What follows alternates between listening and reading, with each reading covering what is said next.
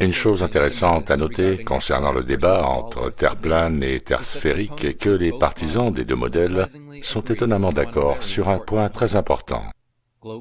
Les croyants de la Terre sphérique et ses détracteurs s'accordent sur le fait qu'il existe un fait objectif, empirique, testable et reproductible de la réalité, connu sous le nom de niveau. Nous sommes d'accord pour dire que les océans, les lacs, les étangs et autres corps d'eau stables sur Terre sont à niveau, et cela est mesurable.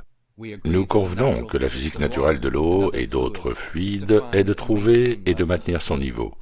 Nous sommes également d'accord pour dire que les instruments tels que les fils à plomb, les niveaux à bulles, les niveaux laser, les théodolites, les astrolabes et les sextants sont capables de déterminer et de mesurer avec précision ce niveau. Le seul désaccord que nous ayons sur ce sujet est la véritable signification du mot niveau. Lorsqu'il est utilisé comme nom, Merriam-Webster définit le mot niveau comme, je cite, « une condition horizontale, en particulier l'équilibre d'un fluide, marqué par une surface horizontale d'altitude égale. Une ligne ou surface qui coupe perpendiculairement toutes les lignes verticales qu'elle rencontre et qui, de ce fait, coïnciderait partout avec une surface d'eau calme, une surface ou une aire de terre pratiquement horizontale. » Cette définition indique clairement que le mot niveau désigne une surface plane, droite et horizontale, perpendiculaire à la verticale. Tous les architectes et constructeurs connaissent bien cette définition du niveau et s'appuient sur elle lors de leur construction, qu'il s'agisse d'édifier d'énormes édifices, qu'il s'agisse de construire d'immenses entrepôts, des murs ou des forts, de longs ponts, des chemins de fer ou des canaux. Trouver et maintenir le niveau est d'une importance capitale. Cependant, lorsque les astronomes utilisent le mot niveau, ils utilisent une définition nettement différente de celle du substantif, décrite ci-dessus. Lorsqu'il est utilisé comme adjectif, les astronomes et Merriam-Webster redéfinissent le niveau en un moyen de se conformer à la courbure des parties liquides de la surface de la Terre. En d'autres termes, cette définition modifiée, destinée à fonctionner sur un globe terrestre, affirme que niveau signifie en fait courbé, ce qui est une absurdité patente et un paradoxe aux proportions pandémiques.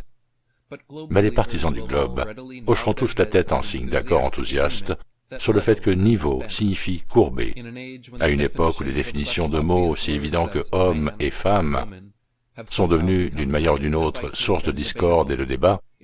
Il n'est pas surprenant que le mot niveau puisse également avoir deux définitions complètement opposées et mutuellement exclusives dans la même entrée du dictionnaire.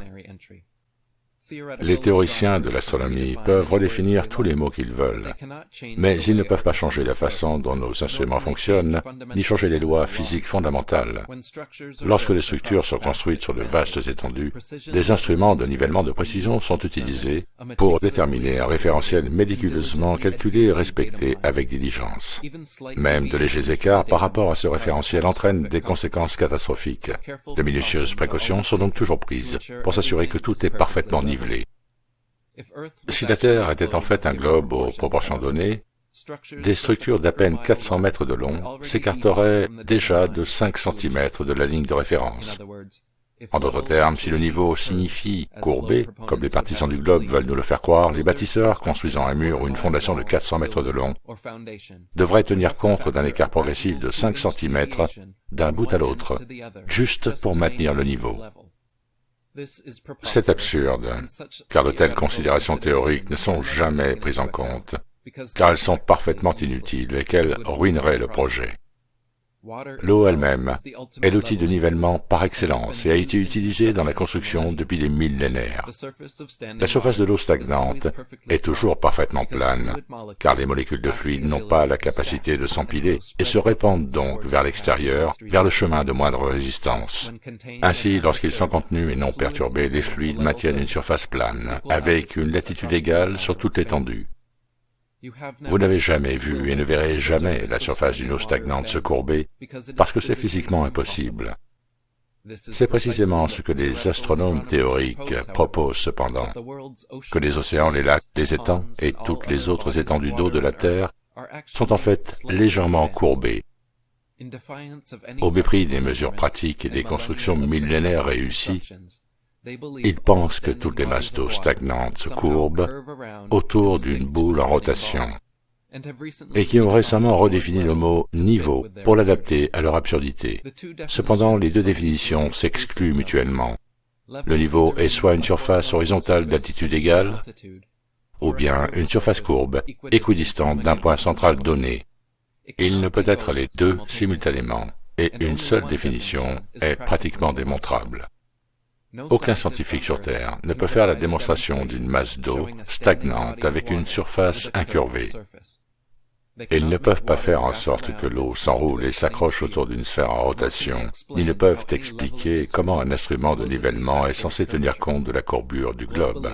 Les partisans du globe partent de leurs conclusions et tentent de travailler à rebours vers leur postulat préféré, créant ainsi un désordre théorique comme cette débâcle du niveau courbé.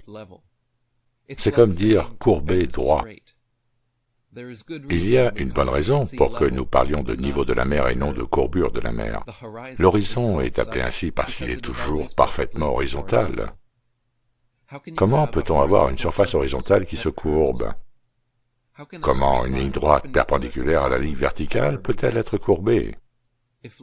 Si niveau signifie courbe, alors deux objets à deux altitudes différentes peuvent être considérés comme étant au même niveau tant qu'ils sont équidistants d'une sorte de cadre de référence courbé. Si niveau signifie courbe, alors tous les instruments utilisés pour déterminer la ligne de référence horizontale déterminent en fait des lignes imperceptiblement longues et courbées, comme lorsqu'une femme est redéfinie en mâle biologique sous pilule d'œstrogène. Lorsque le niveau est redéfini pour signifier courbé ou incurvé, le mot lui-même perd tout son sens. Niveau signifie soit une surface horizontale d'altitude égale ou une surface courbe d'altitude égale. Il ne peut pas être les deux à la fois.